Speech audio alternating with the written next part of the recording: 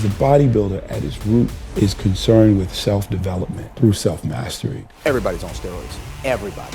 Look at the guys in the Olympia stage, and you're hitting a pose, and then you're like... When it comes to talking about what choice should be made, is that unenhanced bodybuilding is the way to go. This is time right now for natural bodybuilding to grow, where everybody's seeing that health is the most important thing. I'm not a morning person. Dedicated to being passionate about it. Bodybuilders have become more lazy. People have always thought I lift fake weights. Iran and the United States. You take responsibility for that. What about, you mentioned how regimented you are, right, with your schedule. I mean, I know you work like 24/7, I get that, but do you ever have a leisure time where you just go out to like, just have a cheat meal and like maybe have some alcohol or something like that? Like people want to know about that, like this Mike. Yeah, no. I started too young. I can't comprehend alcohol. Never had it. Never had alcohol. Never. No, because remember, again, 8, 9 years old. So I never went that route. And I also, because I grew up with dyslexia, the one big thing about reading and writing is that it's the imbalance. So I had to watch and listen. And I had to watch and listen to a better cue than the next person, because I knew I wasn't going to be able to read the stuff. I couldn't spell it out for you. So I had to pay attention, and that transferred to everything. So I watched all 9 brothers and sisters lift, do martial arts, but drink, take steroids, do all these things. What was the benefit of all this stuff? What was the downside of all this stuff? I watched it from that young age. And so it was one of those things that I go, okay, this is not good. The drinking, it didn't do anything for them. And it allowed me to catch my older brother, because we'd lift, we'd eat, we'd train, but then he'd go party and I would stay to the plan. And so it just, over time, I just never picked it up. And then you get out of junior high school and high school and college and you never drank. For me, there was no picking it up at that point. I was already too late to start, right? Yes. I got lucky in that sense. Here's the one thing, because people ask me, and you're right. I think these are the little things that people need. They ask, they go, hey, what do you do when all your buddies are pressuring you to drink? Don't drink. For me, it's as simple as that.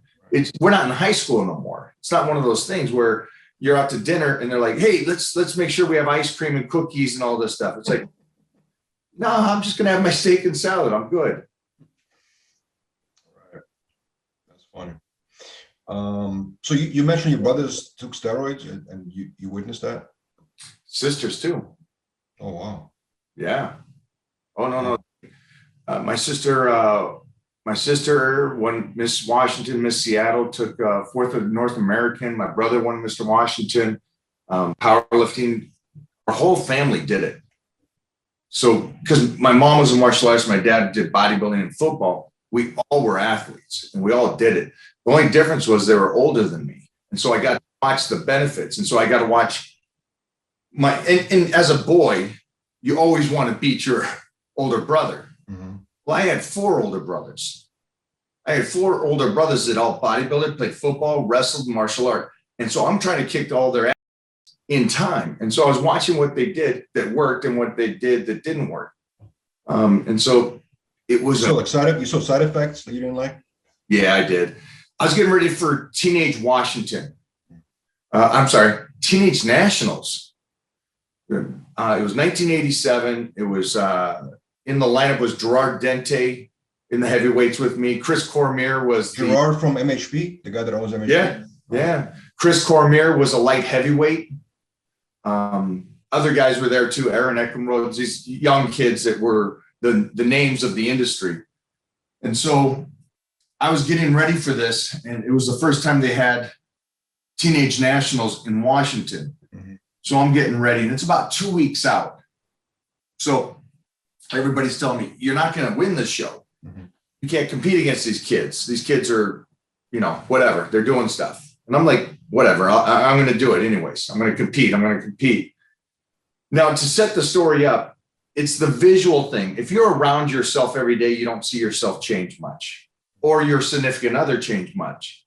So I'm living at home, obviously, and I got my sister there, who was this long blonde-haired bodybuilder, very sleek physique that won Miss Seattle, Miss Washington.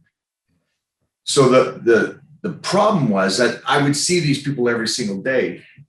And one day she cut that long blonde hair and dyed it black and short.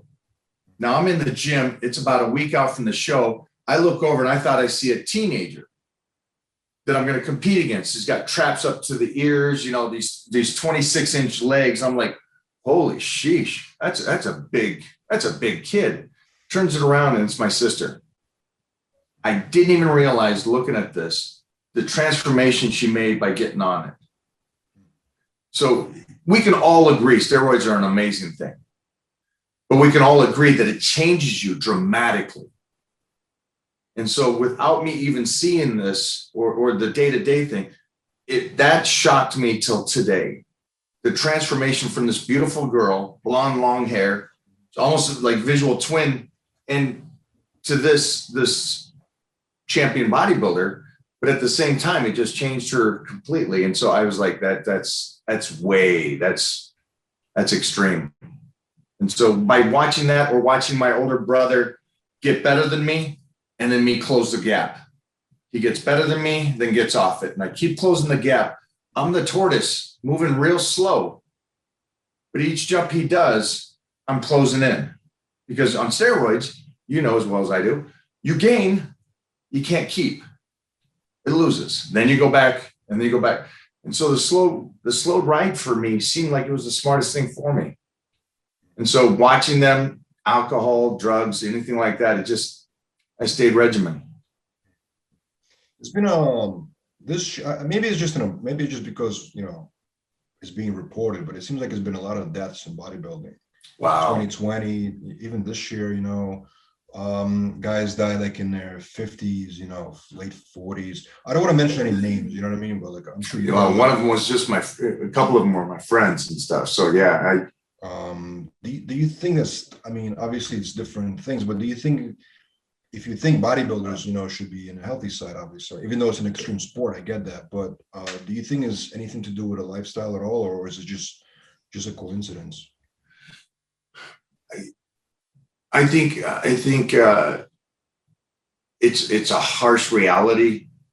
The ultimate goal for all of us is to be as healthy as we possibly can. You know, that's the ultimate goal. But the other side of the desire to be the greatest, it's pretty powerful.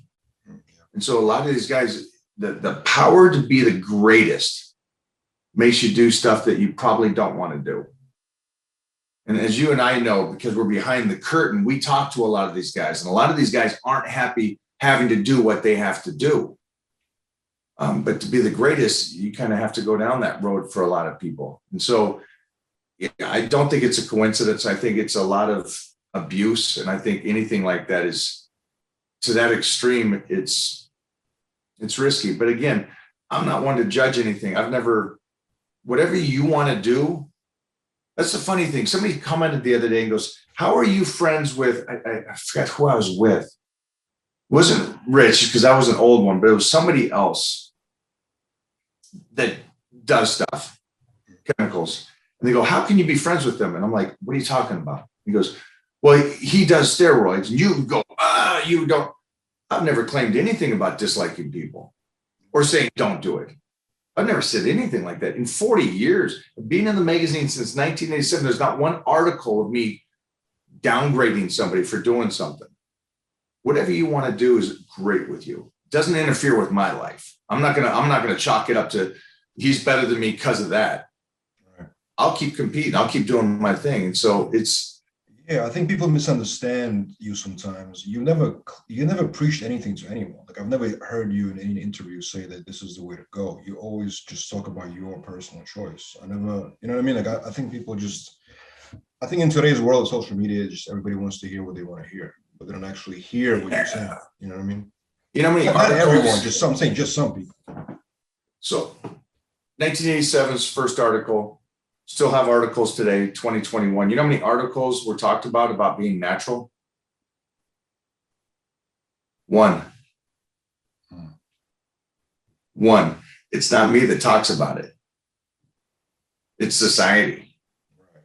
just because I got drug tested my whole career and I did all that, they talk about it. It's like, I don't know.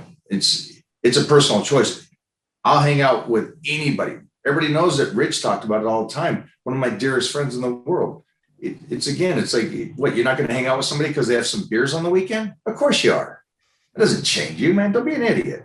But again, you're right. I think you're 100% right. They want to believe what they want to believe, or they want to read one sentence. My social media team's here, and they'll put out a video, and people will just grab onto what they want to hear about the video. It's like I talk about cardiovascular is a secondary thing, because cardiovascular is not as good for the heart as weight-bearing weightlifting. Weightlifting is incredibly great for the heart. And if you're on a good nutrition plan, you don't have to do hours of cardio. And so I talked about that. I said, save cardio for, like, if you're getting ready for a show, save cardio if you need to get in shape, but don't get your body so absorbed to doing a half an hour a day all year long, because then you're just beating your body down. Now, this isn't an argument. This isn't somebody who could debate me on. This is just a fact. What you don't want to do is train every single day. The ultimate goal here would be to train 3 days a week and have a healthy body and eat right, correct? Sure. Because if you train every day, you're breaking down your body. Your body can only take so much. Mm-hmm. But now people will grab that and go, Mike said no cardio. It's like, you know what? You want to go do cardio? Go do cardio. Come back in 5 years when you're softer, skinnier, fatter, and you got bad knees and elbows and shoulders. It's like they take what they want to take and then they run with it, which is a scary thing. Yeah, it is. Let me ask you a question. Yeah. When I first came up in the 80s, not a lot of information because there wasn't social media, you know, there wasn't internet, you know, so I learned from the guys I was around, which was lucky enough to be the greatest powerlifters in the world. But with that being said, it seems as though people really tried to understand and dissect what weightlifting was like. And then in the 80s and 90s, we were pretty healthy. Society was healthy. They were making movies about staying alive and being health and fitness and yoga and jazzercise and all that. Why was so much more information today? Is society getting dumber about health and fitness instead of smarter? Or do you think they're not? On a majority? I don't know, Mike. I think there's just, honestly, it's just a lot of information. And sometimes it's about, you know, filtering the information. You know what I mean? And I think people sometimes don't know how to filter their information. So whether you see a video on YouTube about how to train properly, there's thousands of videos how to train properly. You know what I'm saying? And they have to decide who to listen to at the end of the day. You know what I mean? What's credibility, you know? It seems as though, like we said, is anybody can be a social media star. Sure. Without doing any work in the trenches. Sure. It's scary because those are also the guys that are given the information. And so it's one of those things. It's like, I wish people would realize it's much simpler than what they think it is. They think it's this trick, oh, no, you know something I don't know. That's why you've been able to stay in shape for your whole life. Right. It's like, I mean, like I just did a talk with Victor Martinez, and he says, first thing I'm going to say is throw out the idea that there's a magic pill or some kind of trick. It's just consistency of doing the best you can.